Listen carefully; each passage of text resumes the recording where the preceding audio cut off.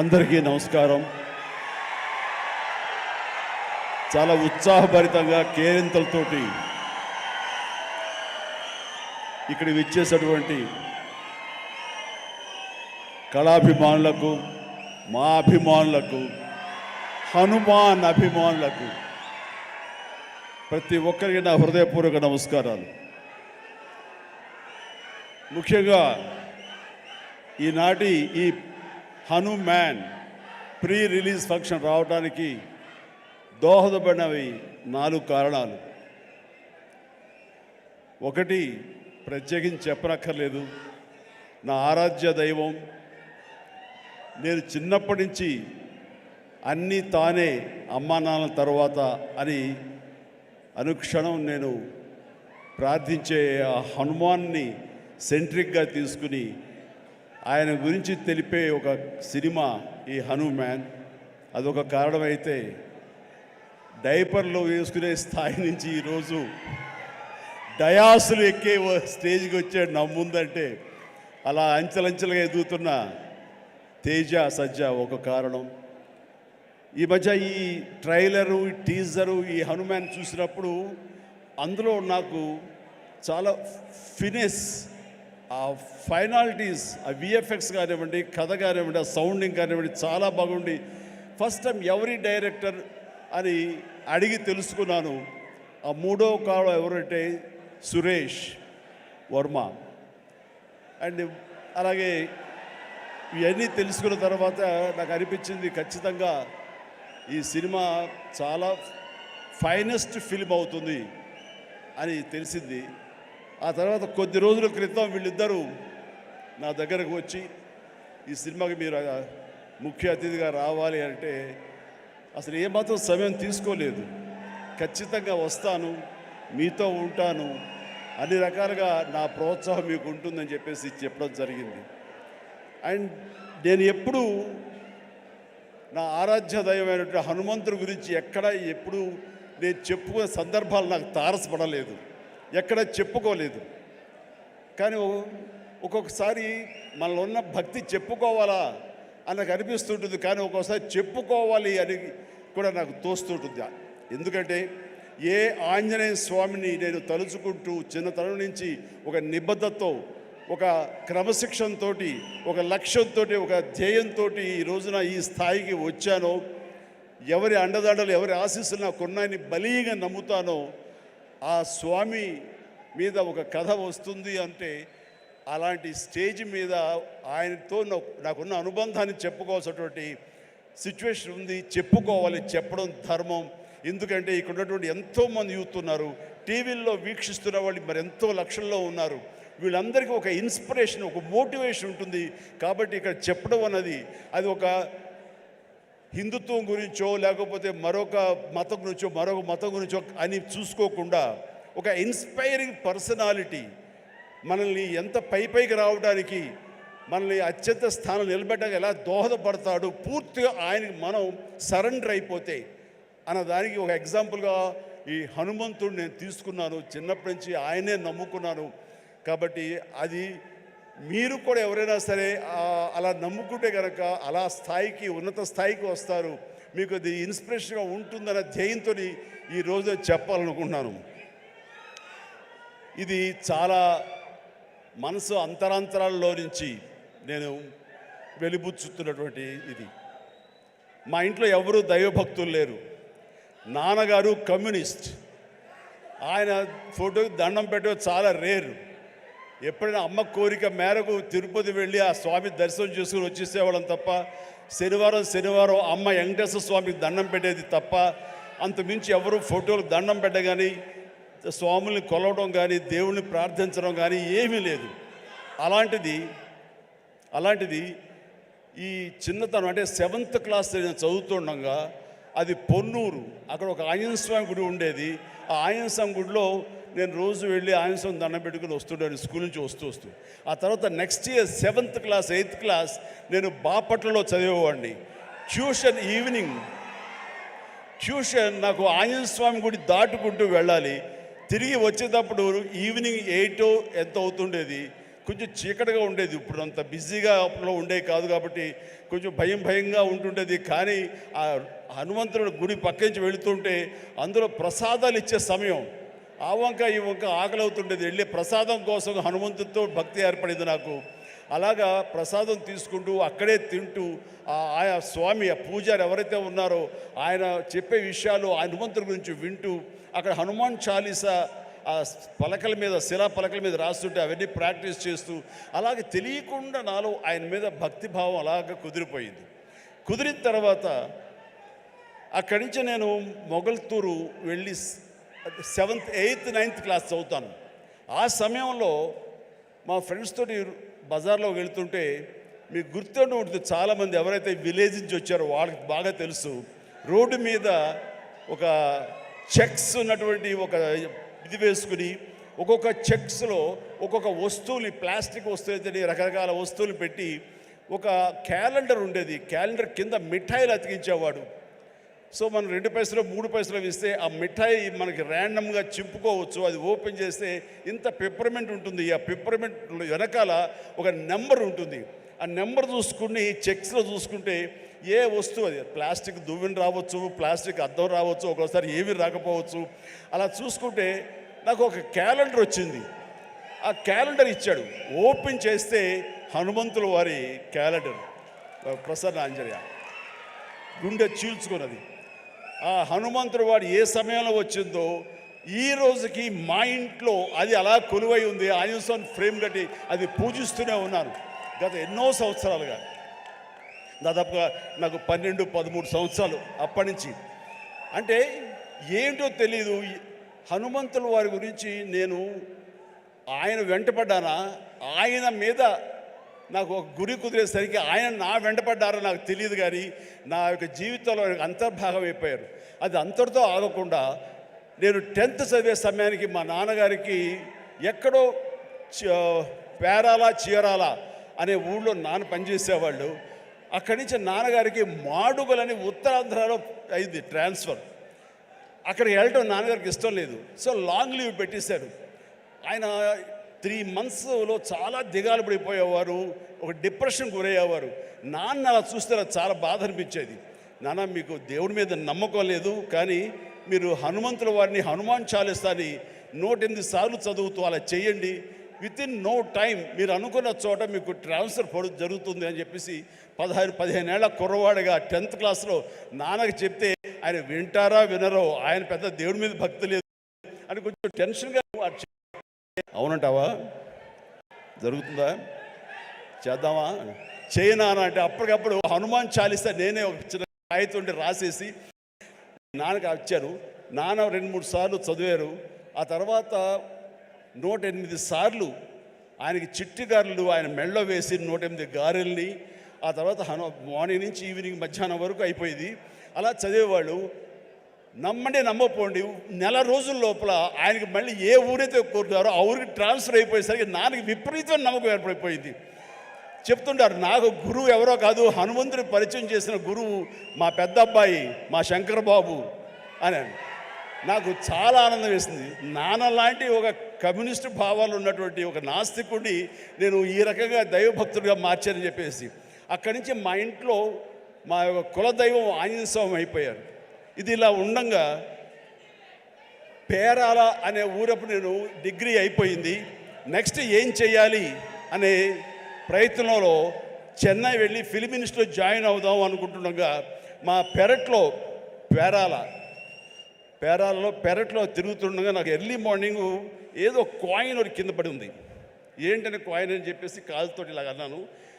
అది సేవండి హనుమాన్ ఇది ఉండేది బిళ్ళ. వెంటనే కళ్ళకు అద్దుకుని పొరపాడైపోయింది చెప్పి చూస్తే హనుమంతుడి బొమ్మ ఉంది. అది తీసుకెళ్ళి నాన్నగారికి ఇచ్చాను. నాన్న ఇట్లాగని, అంటే నువ్వు ఏది చెయ్యాలని అనుకున్నావు కదరా, కాబట్టి అది నీకు ఒక దారి చూపించేలాగా హనుమంతుడు ఈ రకంగా కనిపించాడేమో అని పూజలో పెట్టారు. అక్కడి నుంచి నా ప్రయత్నాలు నేను చేయటం, అలాగే మెడ్రాస్ ఫిలిం ఇన్స్టిట్యూట్లో నా ప్రయత్నాలు చేయటం, అక్కడికి వెళితే నాకు అవకాశం రావటం. నేను వెళ్లే ముందు నాన్నగారు దీన్ని ఒక దండగా, ఒక లాకెట్, ఆర్టిన్ షేప్లో ఒక లాకెట్లో పెట్టి నా మెడలో వేశారు. అది నేను చాలా ఒక ఆశిస్తులా గారు ఒక మనోధైర్యం, అంటే జేబులో బొమ్మ ఉంటే ఎంత ధైర్యంగా ఉంటుంది ఆ రకంగా ఫీల్ అయ్యి వెళ్ళేవాడిని.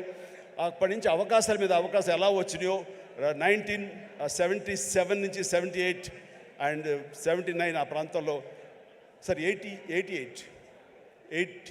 కదా, సారీ 78, 79 అక్కడి నుంచి అవకాశాలు ఎక్కడ కూడా ఆగకుండా రావడం జరిగింది. అంత ఆ స్వామి మహిమ అనుకునేవాడిని, ఆయన నిరంతరం పూజించుకునేవాడిని. ఆయన్ని పూజించుకునే ప్రతిసారి నన్ను ఉన్నతమైన స్థితికి తీసుకెళ్ళి స్వామి నేను కూడా అంత క్రమశిక్షణతో ఉంటాను, ఎక్కడ వక్రదారులు కానీ వంకరదారులు కానీ నేను వెళ్ళను, అంత ఒక స్థితభేదంతో ఉంటాను, ఖచ్చితంగా డిసిప్లిన్గా ఉంటాను, క్రమశిక్షణతో ఉంటాను, ఎప్పుడు ఆయనతో ఇంటరాక్ట్ అవుతూనే ఉంటాను, ఆయనతో సంభాషిస్తూనే ఉంటాను. అలాంటి నేను అది పెట్టుకున్నప్పుడు చాలా సినిమాలు చేశాను. నాకు తెలిసి 1980లో ఒక సినిమా తాతయ్య ప్రేమలేలు, దానికి డబ్బింగ్ చెప్తుండగా ఒక ఏవిఎం జీలో కూర్చున్నాను. ఆ తర్వాత డబ్బింగ్ చెప్పారు. ఇంటికి వెళ్ళేసరికి లోపల బిళ్ళ కనపడలేదు, ఆ పై చుట్టూ ఫ్రేమ్ మాత్రమే ఉంది. ఎంత డిప్రెస్ అయిపోయానంటే, ఏంటి నేను ఏం తప్పు చేశాను, ఎందుకు స్వామి నా నుంచి దూరం అయిపోయాడు, ఇది నాకు ఏమైనా మంచిది కాదా, అపశకునం అంటూ అసలు భోంచేయలేదు, ఏమీ చేయలేదు, తల్లడిల్లిపోయా. ఆ తర్వాత 2 days తర్వాత మళ్ళీ అదే థియేటర్కి డబ్బింగ్ చెప్పడానికి వెళ్ళినప్పుడు ఎక్కడితే కూర్చొని అక్కడే కూర్చున్నాను. అలాగే కూర్చుంటూ స్వామి దొరికితే బాగున్నట్టే కరెక్ట్గా రండి, ఆ తివాచి ఉంది కింద, అక్కడ ఇరుక్కుపోయి మళ్ళీ స్వామి కనిపించేసరికి ఎంత ఎనలేని ఆనందం, ఎంత ఇదంటే నాకు ఇండస్ట్రీలో తిరుగులేదు,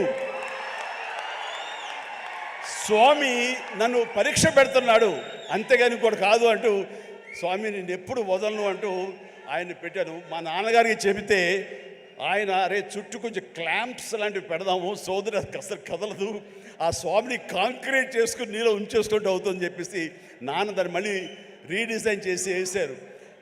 మీరు అప్పటి నుంచి సినిమాలు చూస్తే, నా ఓల్డ్ సినిమాలు, ఆ లాకెట్ ఎప్పుడు నా మెడలో ఉంటుంది.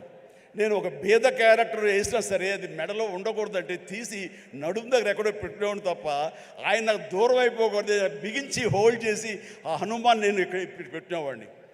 ఆ తర్వాత 2000 ఇయర్లో నేను అన్నయ్య సినిమా చేస్తుండగా,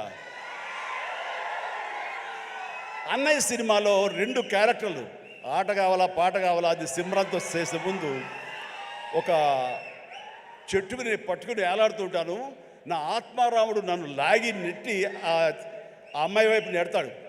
నెట్టేప్పుడు ఇది హ్యాంగ్ అవుతుంది సార్, అడ్డుగా ఉందని కెమెరామెన్, బహుశా ఎవరు మన కెమెరామెన్ చోటకే నాయుడు ఆ మాట అనకపోయి ఉంటే ఇప్పుడు నా దగ్గర ఉండేది అనేసరి అలాగా అని చెప్పి తీసేశారు. ఇలాంటి ఎవరో పక్కన ఉంటే పక్క వాళ్ళకి ఇచ్చేస్తాను.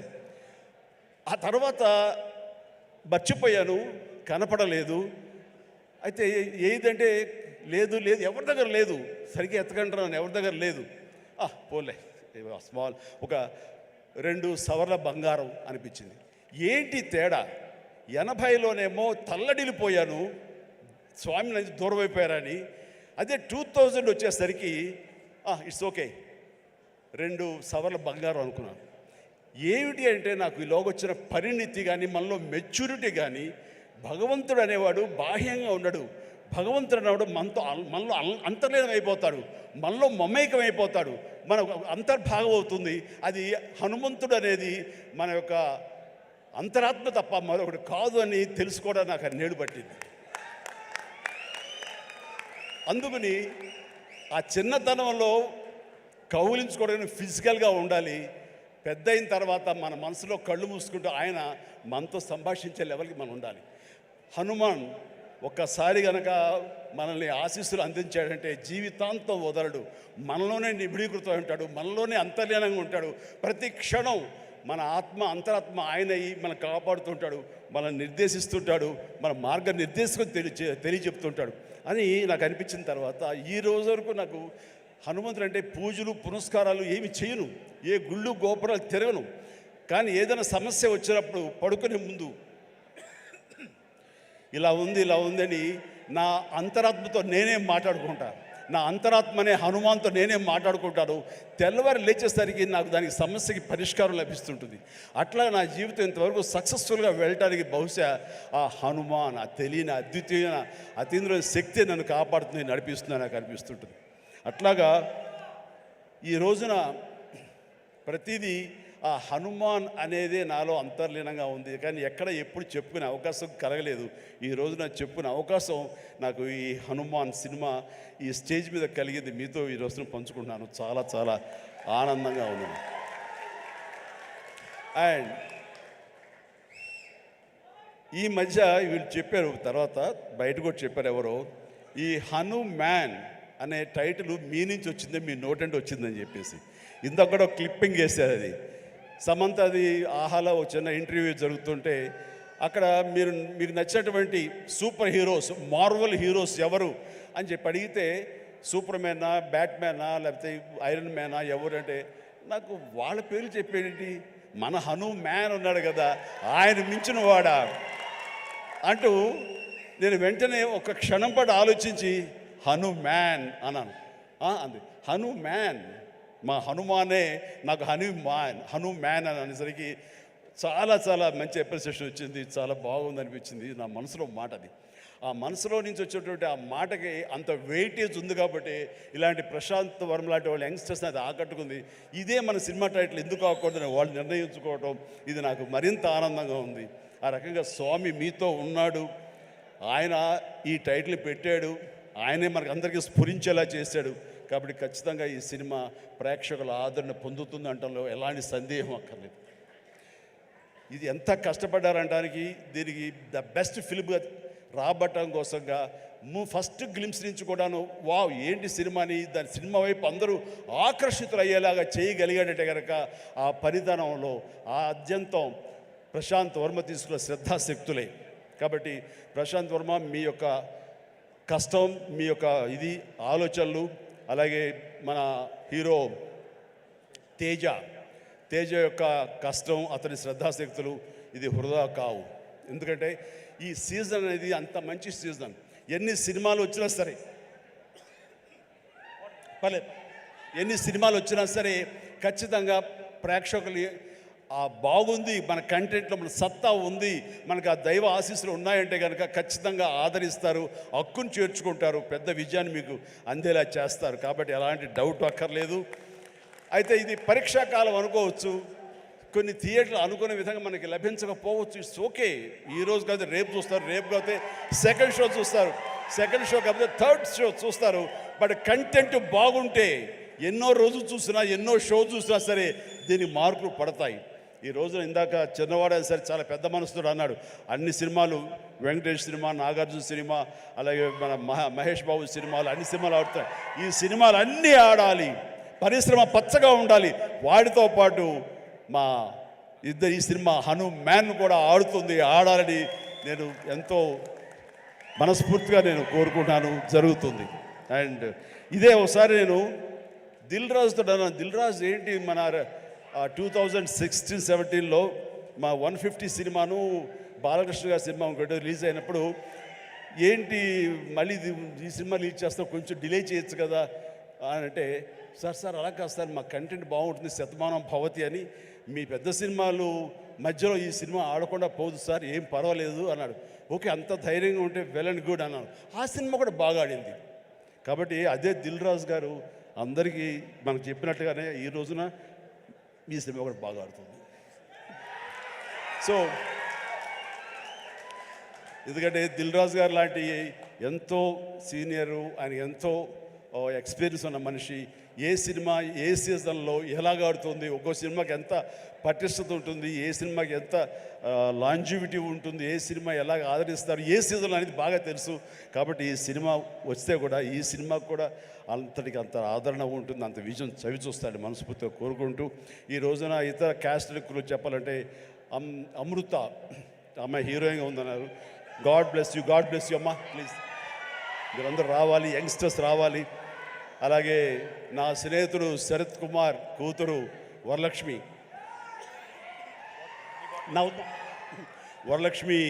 Sarath Kumar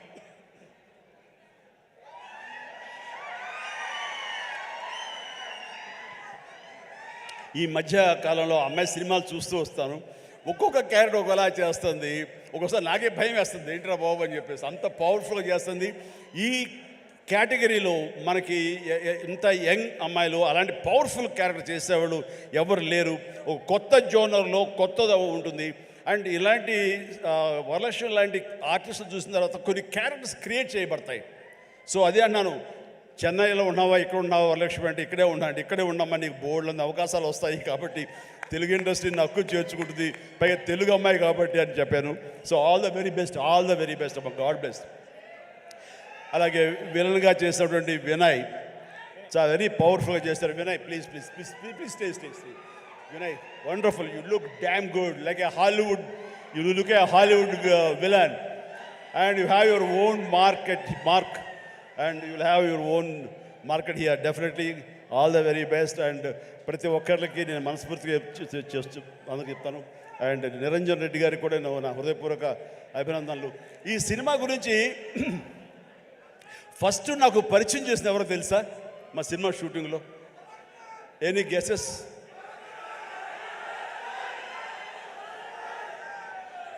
getup scene.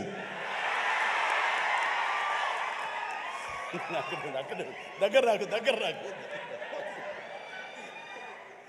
And getup Seenu, sir ఒక సినిమా చేస్తున్నాను సార్ నేను, మీరు హనుమంతుల భక్తులే కాబట్టి మీతో షేర్ చేసుకోవాలని. ఏం సినిమా? ఎవరు? మన తేజ తెలుసు కదండి, తేజ చేస్తున్నాడు, ఇలా ప్రశాంత్ అని డైరెక్టర్, ఏమండి భలే ఉంది అని చెప్పి సినిమా గురించి సినిమా గురించి చెప్తాడేమో అనుకుంటే తన గెటప్ తన క్యారెక్టర్ గురించి చెప్తూ వచ్చాడండి. మొదటి వరకు బాగుంది, తర్వాత నిన్ను ప్రమోట్ చేసుకోవడం నాకు కొంచెం ఇంకా బాగుంది. సో అంటే ఒక సినిమాలో బాగుంది అంటే ఏ క్యారెక్టర్ ఇచ్చినా సరే అది అంతగా అలరిస్తుంది అని ఆ సంతోషం నాతో పంచుకోవడం తెలుస్తుంది. అతను చెప్పుకునే విధానం బట్టి ఆ సినిమా ఎంతగా అతనికి ఆకట్టుకుంది అనడానికి ఇది చిన్న మచ్చుతునక. అండ్ ప్రతి ఒక్కరికి, అటు కెమెరామెన్ గారికి, ఇతర కాసర్ల గారికి, కేకే గారికి, లిరిసిస్, ఇలా ప్రతి ఒక్కరి మ్యూజిక్ డైరెక్టర్ గారికి, ఇలా ప్రతి ఒక్కరికి మనస్ఫూర్తిగా నా హృదయపూర్వక అభినందనలు తెలియజేస్తూ నేను చెప్తున్నాను, ఒక్కళ్ళలో కూడా ఏమాత్రం డల్ అనేది పెట్టుకోకండి. Cinema super duper hit. That's it. జై హనుమాన్, జై హింద్.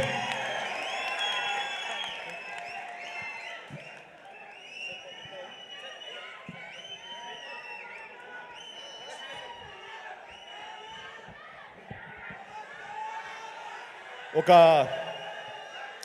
చక్కటి అనౌన్స్మెంట్ చేయండి, మీ నోటితో చేస్తే బాగుంటుంది అని హీరో, ప్రొడ్యూసర్ గారు, డైరెక్టర్ గారు నాతో చెప్పారు.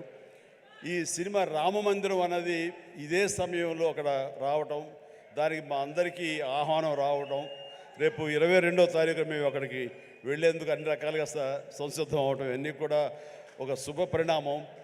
ఆ సందర్భంగా వీళ్ళు ఏమన్నారంటే, మా సినిమా ఆడినన్న రోజులు వచ్చే కలెక్షన్స్లో ప్రతి టికెట్పై 5 రూపీస్ రామమందిరం అయోధ్యకి ఇవ్వడం కోసం సమాయుత్తం అయ్యాం అని చెప్తుంటే ఇది వండర్ఫుల్ అండి. మీ యొక్క స్వకార్యంతో పాటు దైవ కార్యానికి కూడా మీరు నడుం బిగించినందుకు ఆశీస్సులు నిండుగా ఉంటాయి. ఈ సమయంలో ఎవరు ఇతోధికంగా ఎంత ఇచ్చినా సరే డెఫినెట్గా ఇది ఒక బృహత్కర కార్యక్రమం, చరిత్రలో నిలిచిపోయేటటువంటి ఘట్టం ఈ రోజున రామమందిర నిర్మాణం. కాబట్టి మీ యొక్క ఆ పుణ్యం కూడా మీకు దక్కుతుంది, మీ అందరికీ అది వరం అవుతుందని కోరుకుంటూ విజయాన్ని సాధిస్తుంది అంటే ఎలాంటి సందేహం లేదు. God bless you all.